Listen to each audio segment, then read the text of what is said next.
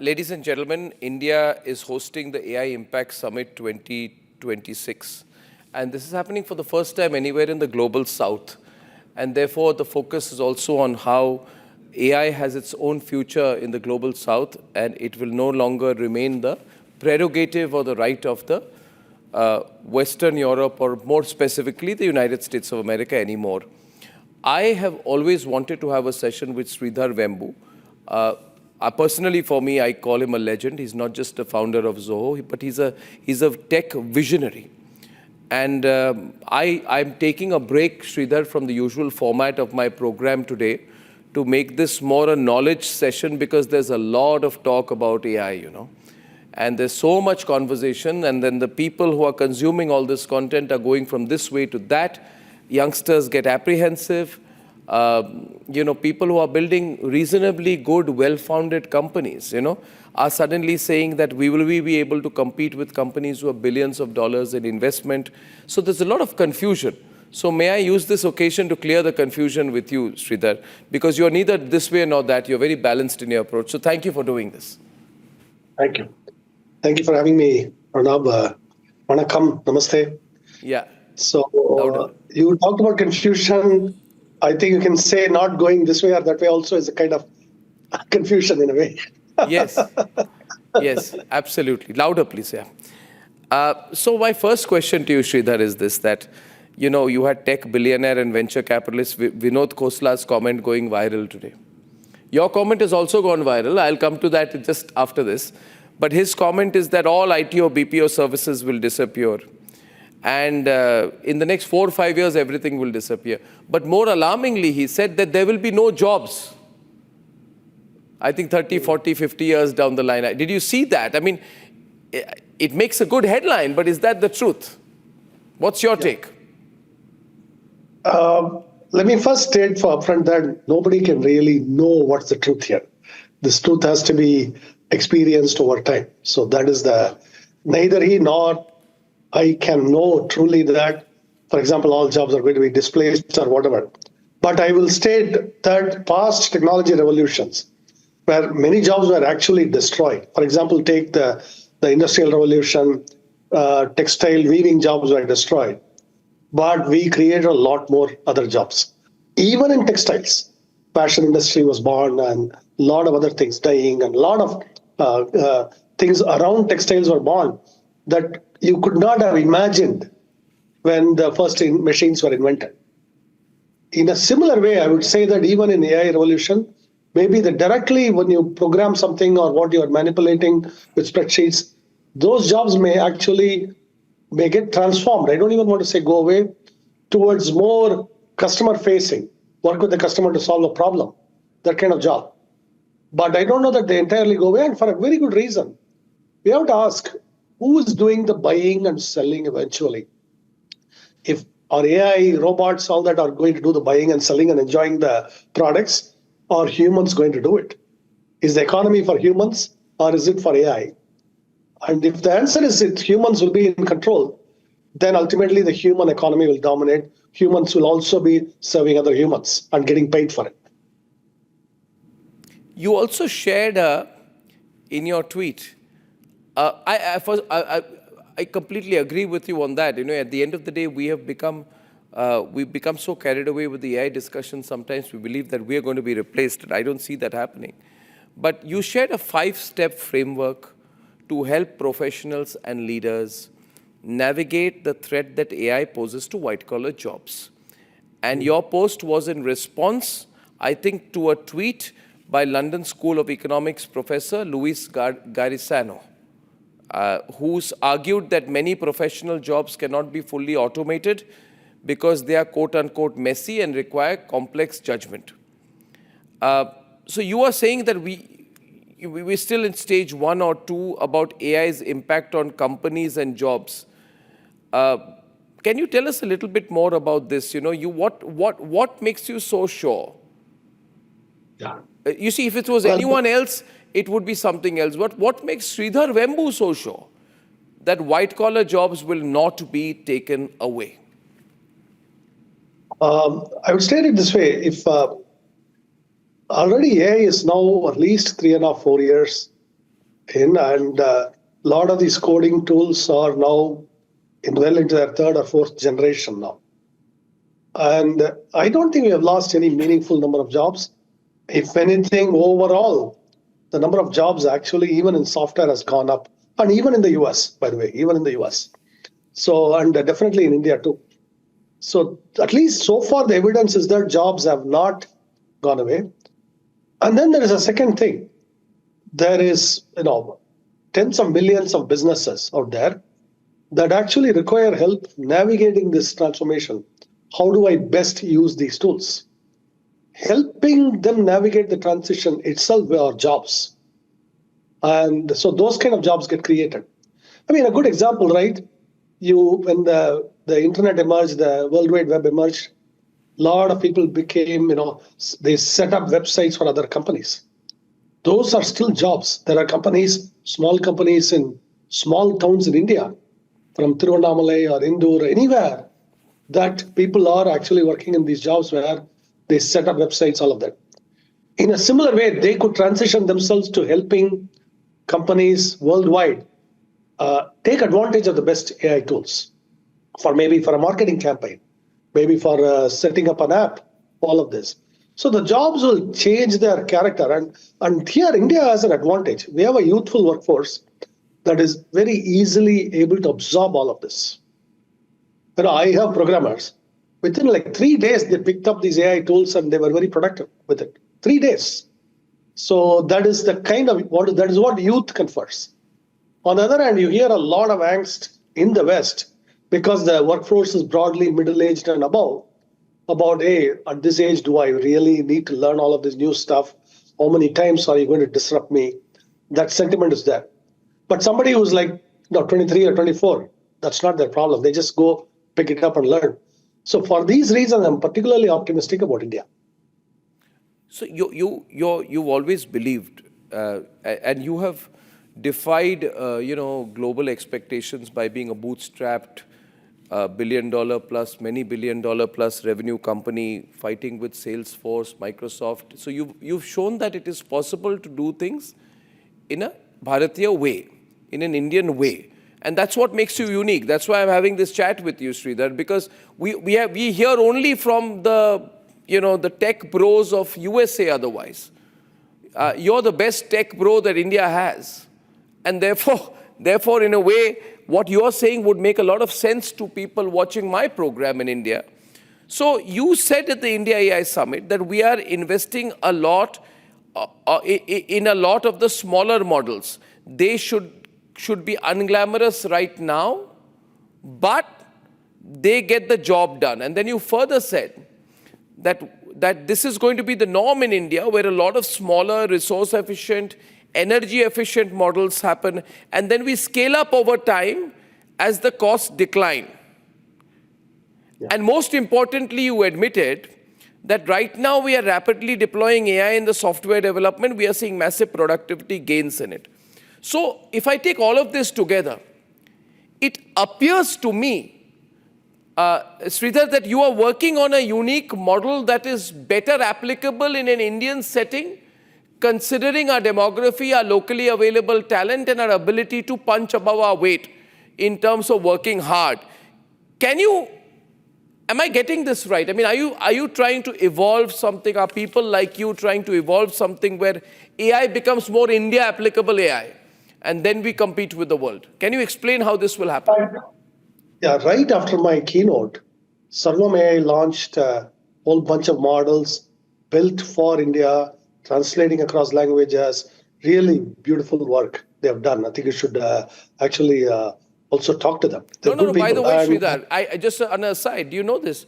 Pratyush was here, and he came here 2 weeks back to our campus, and then he came with a bunch of his engineers. And last time in the budget speech, Nirmala Sitharaman's speech was live, translated with very little latency time into Hindi and Kannada on our sister network. So we are working with them. Very nice, very nice. I'm so glad to hear it. So that's an example of very useful productive innovation done at scale at a very low cost. It's a price point we can afford, right? That's an example.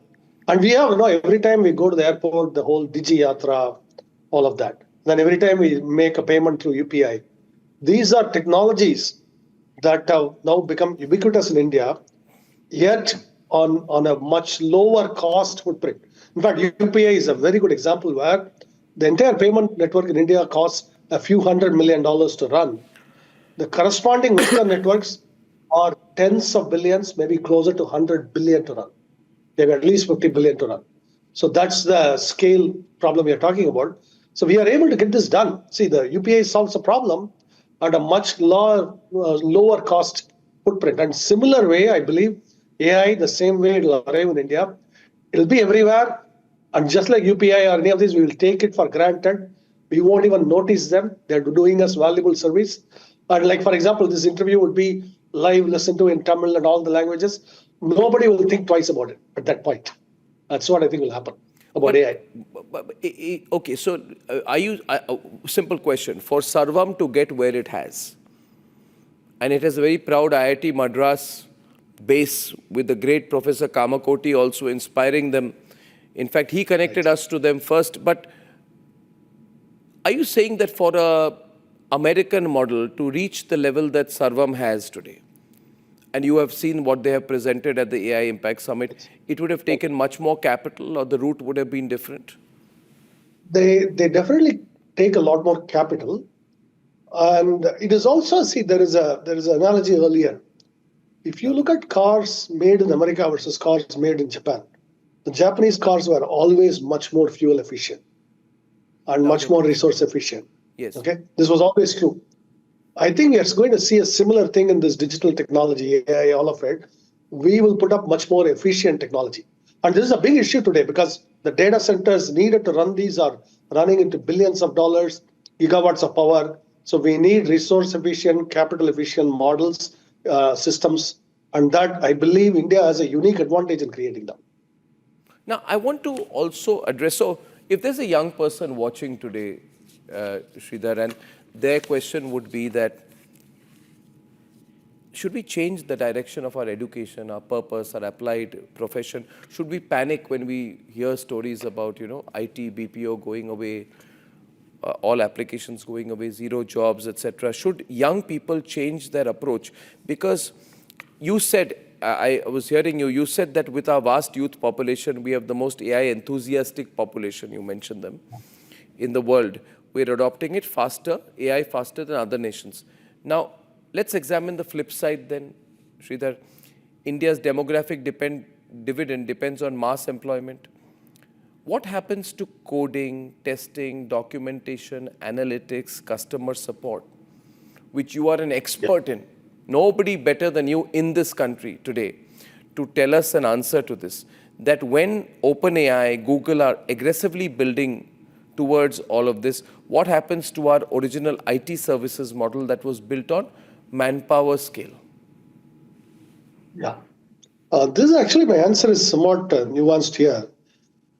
In fact, Anthropic CEO Dario Amodei just 2 days ago in Bangalore mentioned the same point.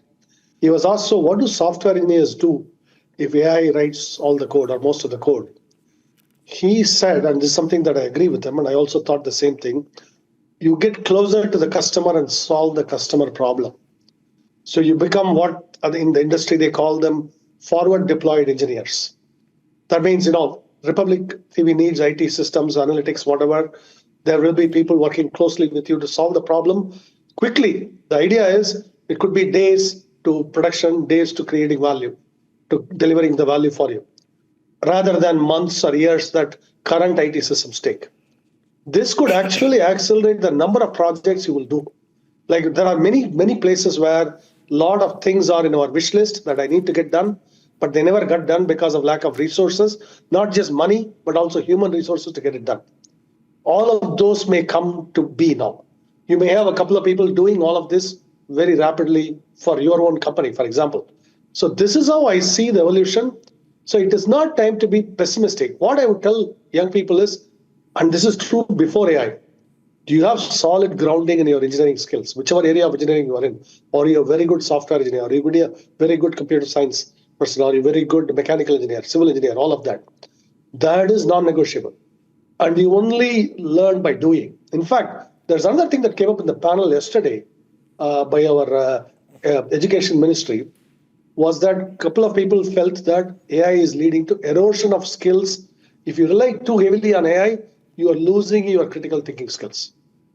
So I would advise our youth to make sure that you have a solid grounding. It's the same thing we emphasize to kids. Just because you have a calculator, you are not allowed to escape from memorizing multiplication tables, right? It's the same with AI. AI is a better multiplication table. You don't want to outsource all your thinking to it. You want to be able to use it, but not abuse it where you let your own skills decline. So, That's what I will tell you. are we going to transition from code writers to AI supervisors and business consultants? And if that is the case, are our engineering colleges prepared? Are tier 2 and tier 3 city graduates equipped for that transformation? Or will this benefit only, the shift to AI is benefiting only students or people from elite institutions? Will it widen inequality within the workforce? These are very legitimate concerns. I worry about this all the time. And what industry has to play a role in this? Because yes, the colleges have to catch up on this. I think rural colleges are doing better, but they are doing a better job now than 10 years ago. This idea has seeped in that people have to be ready for the workforce, not just some academic passing exams. That idea, I think, is seeping in.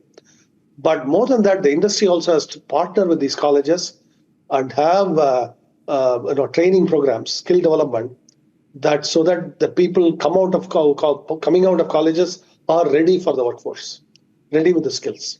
So it's actually both responsibility of both the academic institutions as well as the industry. Therefore, broadly, are you advocating smaller, resource-efficient models as India's norm? Is that going to be the factor in the future also? Or will we have to change our strategy? I'm hearing you. I'm hearing what Ashwini Vaishnav has said here. I also heard what Ashwini Vaishnav said in Davos. I'm sure you saw him there when he gave it back to somebody who said, you are not tier 1 AI, and then he gave his own clear answer. So we are talking about, I would say, frugal AI, right? Or not austere AI, but frugal AI. Hardy, frugal AI. But can we afford to remain focused only on that?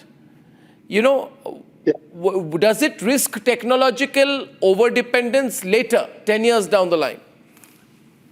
It's a really good question. The way I would bet is the way the frontier labs are evolving, they are throwing a lot of resources at a problem that if they could take the time, if they could afford to take the time, they would solve it more efficiently. But efficiency is thrown to the winds because to stay number one in the pressure. You don't want the pressure to stay number one. You can actually invent all of these more efficiently. It will take time, but it will achieve the same ends much more efficiently, which is why the Japanese auto industry is an excellent example where they came up with truly much more efficient engines and efficient cars because they took the time. They took the extra time to do it. They were not in a rush. So by actually being a little bit behind, it's not going to be that we will never catch up. It is that we may build more efficient solutions to these problems. I have seen this in my own professional life, this happen. So that's why I will bet on that idea. There's so much public anxiety after this Khosla's comment. I know I know you're going to be very diplomatic about it, but there is, without mentioning Mr. Khosla, I don't want to make it a Khosla versus Vembu debate. That's not my intention. But IT companies recently have panicked a little bit. They are removing employees, migrating onto AI models. Is AI becoming a margin expansion strategy? Are companies reinvesting productivity gains into workforce upskilling, or are they quietly saying, let us remove headcount to just improve our profitability margin in the short term? What's your reading? What's your advice to these companies? I'm not naming any. You know exactly which, many Indian companies as well. Yeah. See, recently I met a couple of people from an IT services company. What I was surprised by is the kind of project they were doing. They were helping an insurance company in the UK adopt AI tools for claims processing, all of that. And the work they were doing, actually, in fact, the reason I talked to them is I was actually interviewing them for our own AI teams. They were doing really good work. I was so All of this talent is there in humble places doing really good work. I have seen people in GCCs in India helping their parent companies adopt AI. These are not tech companies. These may be in some other domains. Indian talent is helping them adopt AI for specific problems. Right. So that's why I think this is a little too broad a brush to say our IT services companies are caught in some old guard. They're not. They're actually also doing some really leading edge work, helping companies transform into how to adopt these AI tools, all of that. I've interviewed people like that myself. So which is why I'm going to say that I don't agree with this doom and gloom on this. At the same time, I also don't want to minimize the challenge. It is time to be vigilant. It's time to be on our toes. But if we are on our toes, if we kind of act like the world is going to end, maybe we'll stave off that and we will come out well. My last question is on the hyperscalers. And again, you're a role model there, aren't you? I mean, you're someone who bootstrapped a company, made it so big, made it so effective. We feel so proud that there is one Indian company here taking on Microsoft, Salesforce, and doing it its own way. Now, major technology companies are investing a lot in India. Google says we'll invest 15 billion to establish a first AI hub. Microsoft followed with 17.5 billion commitment to expand cloud and AI infrastructure. Amazon, they're all in a race, with each other. Amazon is saying we'll put 35 billion. The target is longer, 2030. Now, these commitments are part of a broader investment pipeline. If hyperscalers pour billions into India,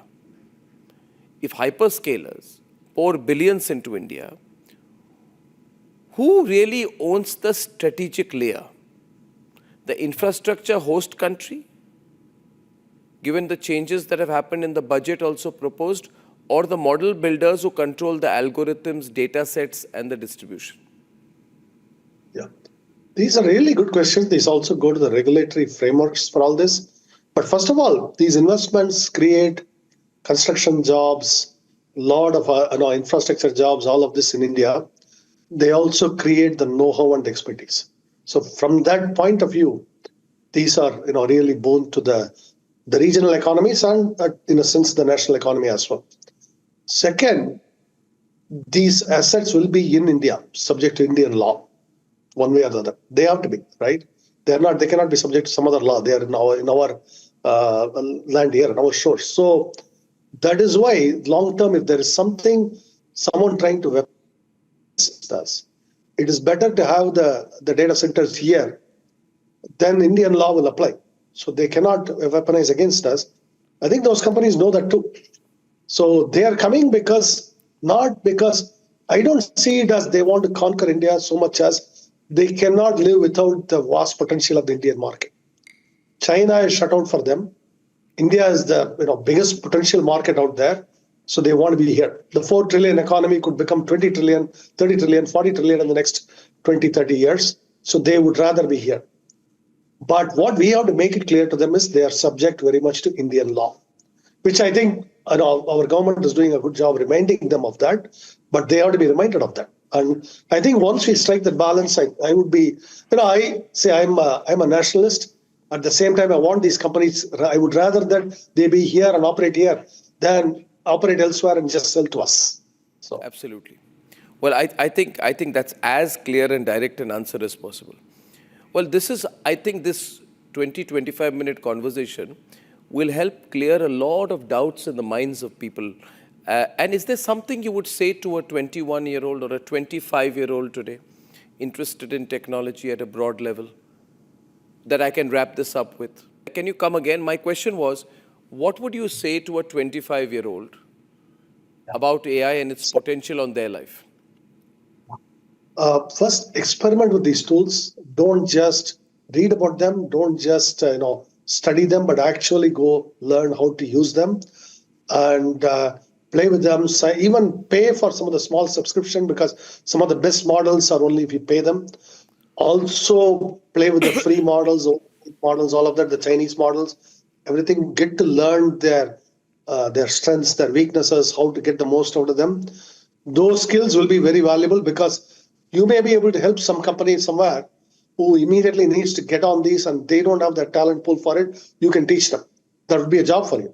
So that's why I say learn, learn, learn. That's what I tell my people too. Fantastic. That's very practical advice. I cannot thank you enough for doing this. This has been a Thank very you. useful session, very, very timely. Please enjoy the rest of the OpenAI, the whole AI Impact Summit. And I look forward to talking to you soon again, Sridhar. Thank you. Thank you.